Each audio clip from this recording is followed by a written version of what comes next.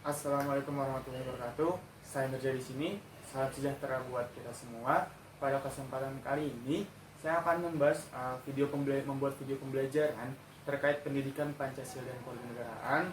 Ini khusus untuk SMA dan juga SMK kelas 10.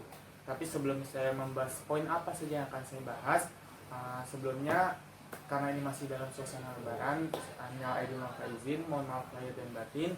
Oh ya, dan juga buat teman-teman yang di rumah tetap jaga kesehatan, jaga produktivitas walaupun kita di rumah, kita harus tetap bekerja gitu dengan sebagaimana mestinya. Dan semoga kita dapat melalui pandemi corona ini dengan sebaik-baiknya gitu.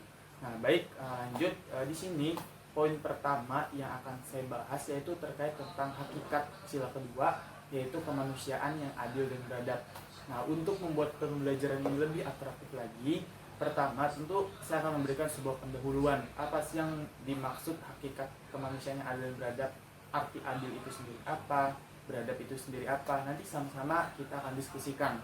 Dan yang kedua, nanti kita akan memberikan sebuah cuplikan video iklan layanan masyarakat pada teman-teman semua untuk sama-sama kita pahami apa sih hikmah yang bisa kita ambil.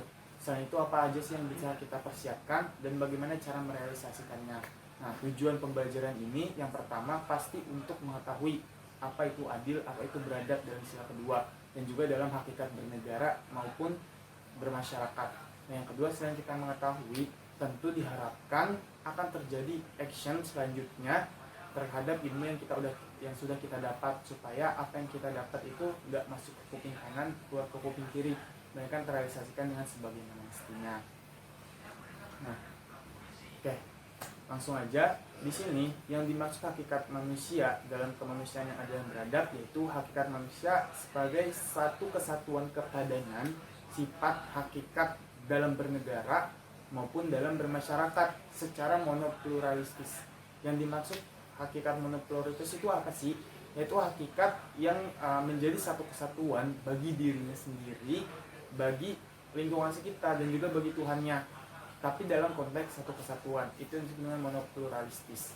Nah, untuk hakikat dari manusia yang manusia yang bersifat adil dan juga beradab itu apa sih? Yang dimaksud adil itu sendiri adalah sama seperti arti dari monopluralistis. Adil itu sendiri yaitu adil bagi dirinya sendiri, bagi temannya atau lingkungan sekitar, dan juga bagi Tuhannya, tetap dalam satu kesatuan.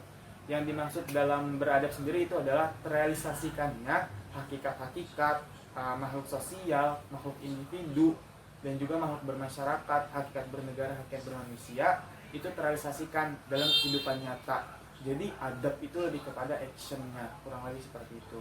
Dan dalam bernegara, di sini Indonesia meletakkan sila kedua, kemanusiaan yang adil dan beradab, itu sebagai filosofis. Artinya segala sistem penyelenggaraan negara itu harus berdasarkan kemanusiaan yang adil dan beradab. Maksudnya di sini Indonesia mengakui dan merealisasikan yang pertama hak hak manusia, yang kedua martabat manusia, dan yang ketiga kemerdekaan manusia. Oke, selanjutnya di sini supaya kita lebih dapat memahami lagi hakikat kemanusiaan adil dan beradab itu apa. Di sini kita ada video iklan layanan masyarakat dengan harapan teman-teman dapat mengambil hikmahnya terhadap video tersebut. Oke, baik, langsung aja kita saksikan video iklan layanan masyarakat.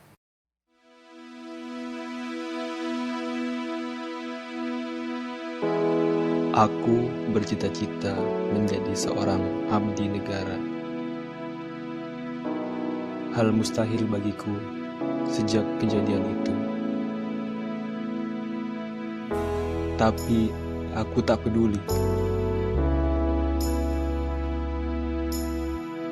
Aku akan terus berusaha.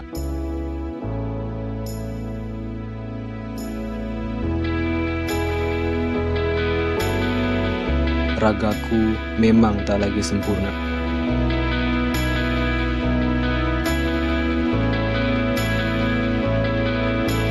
Tapi aku yakin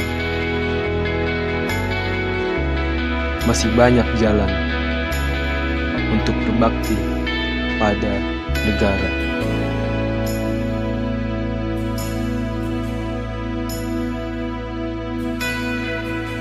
Tetaplah berlari dalam keyakinan. Oke, buat kawan-kawan tadi yang yang sudah menyaksikan video iklan layanan masyarakat terkait sidang kedua yaitu kemanusiaan yang adil dan beradab. Di sini saya ingin coba kasih sebuah pengantar supaya video tersebut tertarik benang merahnya apa yang ingin disampaikan. Jadi di situ ada anak laki-laki yang ingin bercita-cita menjadi seorang atlet karate, namun di tengah jalan dia mengalami musibah, yaitu terkena luka patah kaki yang menyebabkan harapannya untuk menjadi atlet karate itu pupus. Namun dia tidak berhenti sampai di situ. Dia mengambil sisi lain, sisi jalan lain, yaitu dia mengambil ilmu yang lain. Dia tetap belajar menggali ilmu yang dia ingin. Artinya apa? Walaupun kita menggapai sebuah cita-cita tapi di tengah jalan mengalami musibah, itu bukan berarti kita gagal. Akan tetapi masih banyak jalan yang bisa kita tempuh untuk menggapai kesuksesan bagi diri kita sendiri dan orang lain. Nah, supaya pembelajaran ini lebih atraktif lagi, di sini saya udah kedatangan rekan saya sendiri, yaitu saudara Wahyu Egi. Di mana dari mana nih Wahyu Egi? Mungkin dijelasin latar belakang pendidikannya. Oh iya, perkenalkan nama saya Wahyu Egi Nugroho. Saya saat ini berkuliah di Universitas Satya Negara Indonesia, jurusan Teknik Informatika, dan saya berteman dengan kenal dengan saudara Mirza dari sejak masa SMK. Okay. Nah di sini mungkin dari saudara kita sudah menonton film tersebut ya, iklan cuplikan layanan tersebut. Nah biasanya kan ketika selesai presentasi ada yang namanya sesi diskusi. Nah di sini saya sebagai mungkin bisa dibilang pemantik, saya ingin nanya kalau dari saudara Egi sendiri apa sih hikmah yang bisa diambil dari video iklan layanan masyarakat tersebut itu untuk terkait dengan kemanusiaan yang adil dan beradab sih? Oh iya. Itu sih saudara Mirza, pertama kan kita lihat videonya emang sangat menarik ya, karena iklan layanan masyarakat, dan di situ kita lihat sosok yang anak laki-laki itu awalnya bercita-cita ingin menjadi atlet tetapi putus tengah jalan, dan kita bisa lihat dia sangat pantang menyerah walaupun dia sudah ada musibah yang menjadikan kakinya patah, tapi dia tetap berusaha untuk menjadi yang terbaik, bukan untuk dirinya sendiri, tapi untuk lingkungan sekitar. Dengan cara ya bisa kita lihat dia membagikan buku-bukunya, membagikan ilmu-ilmunya ke lingkungannya, dan di situ dia juga nggak cuman berusaha saja, tapi dia juga melakukan aksi, dan dia juga melakukan doa kan kita bisa lihat, dan dia juga doanya sempat dari masjid juga tuh. Tetap maksudnya dari kemanusiaan yang adil dan beradab sendiri itu kan adil dan beradab untuk dirinya sendiri, untuk orang lain, dan juga untuk Tuhannya. Betul. Dan juga poin yang kita bisa ambil tuh dari sisi pantang menyerah. Iya, pantang menyerah. Dan juga dia disupport oleh lingkungan pertemanan yang justru tidak membulinya, iya, malah mendukungnya, mensupportnya. Ini kan yang paling penting. Iya. Justru kalau dibully takutnya itu ya mentalnya kurang itu sangat. Kira-kira ada lagi atau